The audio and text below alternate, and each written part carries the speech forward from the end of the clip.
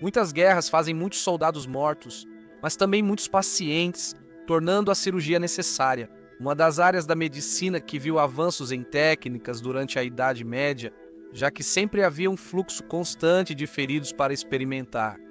Vamos voltar no tempo e ver como médicos medievais tratavam feridos e ajudavam soldados a sobreviver, com bacon, gordura e um pouco de leite humano após batalhas brutais. Bem-vindo ao Medieval Madness!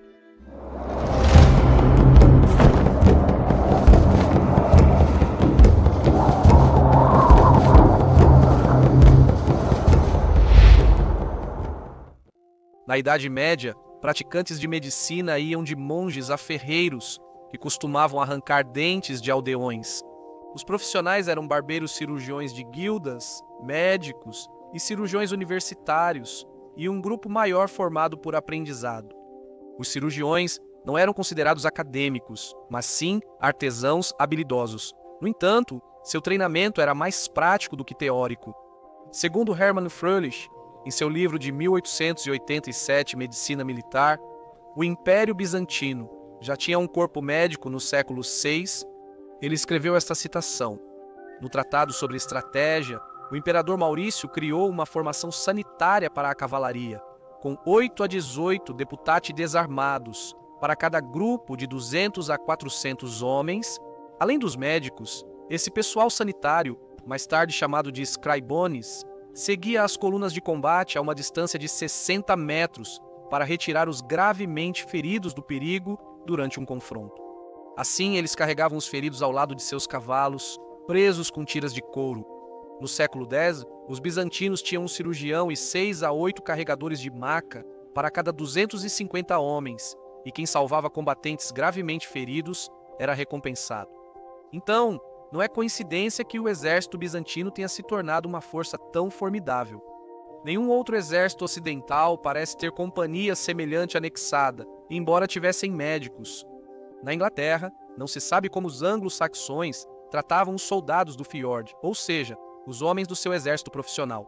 Só depois da conquista normanda em 1066, quando o sistema feudal entrou em vigor, é que cada senhor normando passou a ter uma companhia do exército à sua disposição. E muitos tinham um médico ou curandeiro designado. Curandeiro era o termo medieval para médico, devido à preferência por sanguessugas para sangrar pacientes e talvez por seus honorários altos.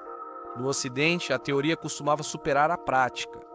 A maior parte era baseada em escritos transmitidos da medicina grega e árabe.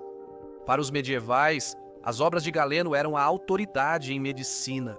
Na tradução de Sobre as Faculdades Naturais, Arthur Brock chama Galeno de Papa da Medicina Medieval. Os padrões de medicina e cirurgia, em particular, eram bastante baixos. A ajuda dada aos homens feridos era, na melhor das hipóteses, desorganizada e não especialmente compassiva. Um soldado comum era útil enquanto estava vivo, mas se adoecesse ou fosse ferido, perdia seu valor e muitas vezes era deixado para morrer. A formação médica exigia anos de estudo universitário.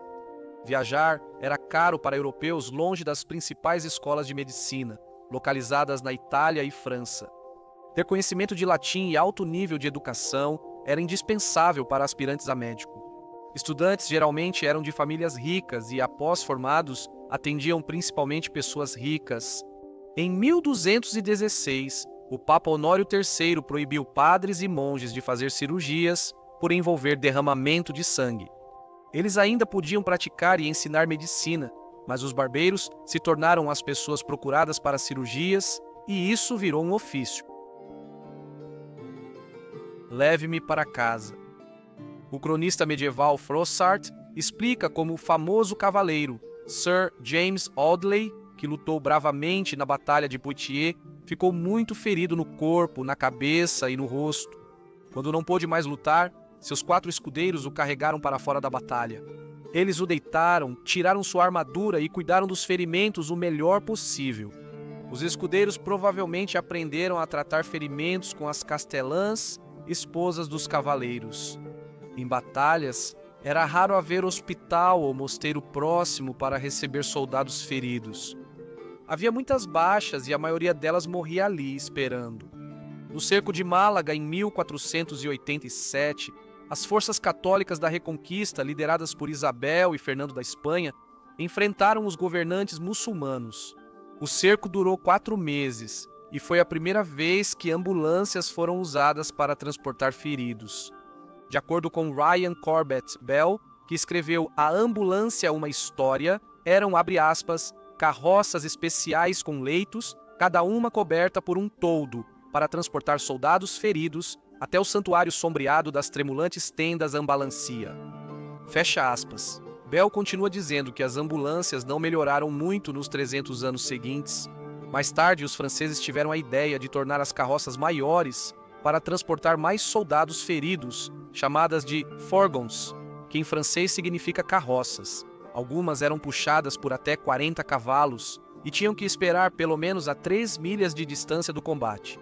Às vezes, o condutor demorava 1 ou 2 dias para chegar à batalha. Após os golpes finais, com o solo possivelmente lamacento e obstruções como trens de munição e suprimentos dificultando o avanço ou retirada, quando a ambulância chegava, era mais do que provável que já fosse tarde demais.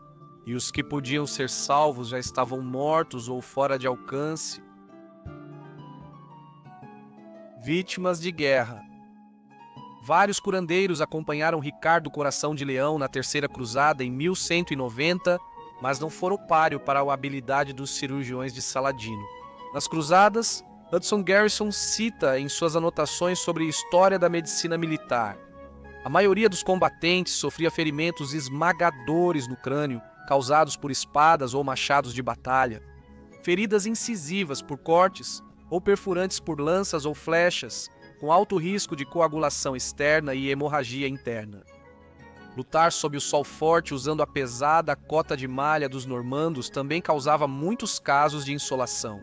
O característico escudo longo e triangular dos cruzados às vezes era usado como uma maca para levar os feridos a lugares seguros. Fim da citação. Armas medievais causavam ferimentos horríveis. Arqueiros de arco longo disparavam flechas de teixo com até 1,93 metros capazes de atravessar 3 homens ao mesmo tempo, ou até atravessar um cavalo e matar um homem do outro lado. Segundo Garrison, feridas por lanças e flechas causavam pouco sangramento, tornando comuns mortes por hemorragia interna. Essa era a razão para o uso de ventosas, sanguessugas e sucção de feridas nesses casos, e a sucção de feridas também estava associada à ideia de envenenamento das feridas pelas armas. Se cérebro, tórax ou abdômen fossem perfurados por lança ou flecha, a remoção da arma causaria grande laceração no tecido frágil. As opções do paciente eram sangrar até morrer de hemorragia interna ou morrer pelo choque da retirada súbita. Fim da citação. Armas de impacto, como massa e estrela da manhã, causavam danos horríveis ao corpo humano. Espadas e machados, com lâminas afiadas como navalhas, cortavam membros facilmente ou decapitavam. Se alguma flecha ou lança conseguisse perfurar a armadura, havia uma verdadeira luta para extraí-la sem matar o homem. Escapar da lança de um soldado de cavalaria era bom até o cavalo te atropelar, dar coice ou pisotear até a morte. Durante cercos, soldados eram esmagados com pedras ou queimados com água fervente lançada das muralhas ou ameias. A lista de maneiras de se ferir ou morrer era interminável durante a batalha. Homens da medicina. Médicos podiam amputar membros esmagados e cauterizar feridas ou cotos sangrando com óleo fervente. Não era possível evitar a infecção ou aliviar a dor. Após sitiar o castelo de Châlons, França, Ricardo Coração de Leão foi atingido no ombro por um virote de besta. Ele morreu de sepse quando o virote não foi extraído corretamente e o ferimento ficou gangrenado. Thomas Morstead era um dos médicos e cirurgiões favoritos do rei Henrique V da Inglaterra, além de ser um amigo pessoal. Ele acompanhou o rei na campanha de Azincourt, França, fornecendo 12 cirurgiões assistentes, enquanto William Bradwardine forneceu 9 durante a preparação para a famosa batalha. Médicos enfrentaram um surto de disenteria. No porto de Harfleur, onde 2.000 homens morreram devido à doença, e outros 5.000 ficaram enfraquecidos e foram enviados de volta para casa. Todos os cirurgiões sobreviveram à batalha e à campanha, voltando para casa e recebendo favores reais, Em Azincourt, o paciente mais importante do cirurgião foi Humphrey, duque de Gloucester, ferido no abdômen por uma adaga e que se recuperou bem. Não existia plano para retirar feridos do campo de batalha. No dia seguinte, as tropas inglesas mataram todos os feridos graves antes de partir. Cito, para o propósito humanitário de poupá-los do sofrimento, que é como o médico e cirurgião do século XIX, Dr. Chevers, coloca a questão. Os que não estavam gravemente feridos foram orientados a voltar para casa sozinhos e receberam dinheiro para a viagem. De volta à Inglaterra, quem ficou com deficiência nas batalhas de Henrique V só podia pedir caridade. Um desses homens, chamado Thomas Holsted, foi ferido em Hoffler.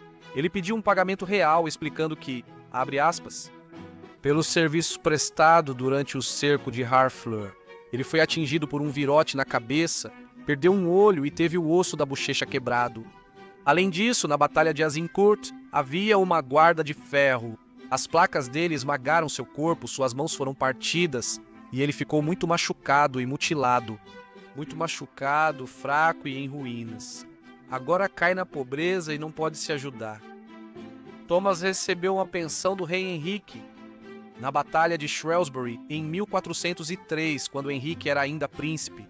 O médico da corte, João Bradmore, teve que atendê-lo enquanto ele estava ferido com uma flecha com ponta farpada atravessada no rosto, porque estava cravado 6 centímetros no lado esquerdo do nariz do príncipe. Outros médicos, chamados por Morstead de sanguessugas indecentes e tagarelas, falharam em remover e ainda quebraram o cabo, deixando a ponta no crânio de Henrique. Então, Bradmore projetou, abre aspas, um instrumento feito no formato de uma pinça redonda e oca, que ele usou depois de primeiro derramar mel no ferimento. Após retirar a ponta da flecha, Bradmore limpou o ferimento com vinho e aplicou pomada por vários dias para ajudar na cicatrização. É provável que Henrique tenha ficado com uma cicatriz permanente, mas a operação salvou sua vida. Garrison relata que ferimentos por arma de fogo aparecem pela primeira vez em um tratado de cirurgia militar de 1460, escrito pelo cavaleiro teutônico Henrique von Folspon. Ele já lidava com ferimentos de flechas, mas orientava a remover a bala e lavar o ferimento. Abre aspas, leite humano. No livro de cirurgia, o cirurgião do exército da Alsácia, Hieronymus Brunswick, tratava ferimentos por arma de fogo como envenenamento e dava orientações. Abre aspas, remoção do pó venenoso. Pelo movimento de vai e vem de um fio de seda e extração da bala com pinça, após o alargamento do ferimento por incisão. Fecha aspas. Hieronymus também gostava de inserir gordura de bacon no ferimento para ajudar a soltar a flecha ou a bala antes da extração. E os danos causados por doenças como malária, disenteria, tifo, escorbuto e peste, as marchas constantes em qualquer clima, vestidos com pesadas armaduras de malha, carregando armas pesadas, a falta de higiene e alívio da dor, a baixa taxa de sucesso em cirurgias e recuperação de feridas. Ser um soldado medieval estava definitivamente entre os piores empregos da Idade Média. Muito obrigado por assistir a este episódio de Loucura Medieval. Inscreva-se no canal se gostou do vídeo, postamos novos vídeos toda semana. Valeu e até o próximo. Tenham uma ótima semana.